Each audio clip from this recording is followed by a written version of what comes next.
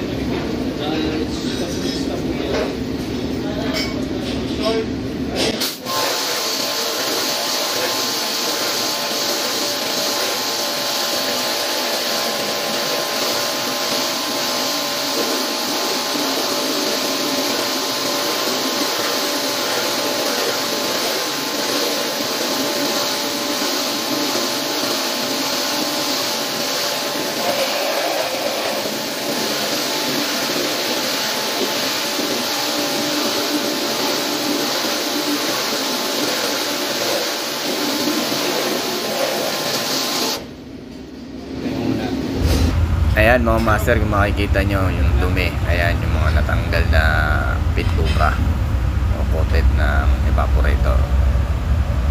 Pangalawang washing ko na to mga master, pero ganyan pa rin. Bali, tinira natin to ng 1 oras mahigit. Yung mga heater na goods naman. Alright mga master,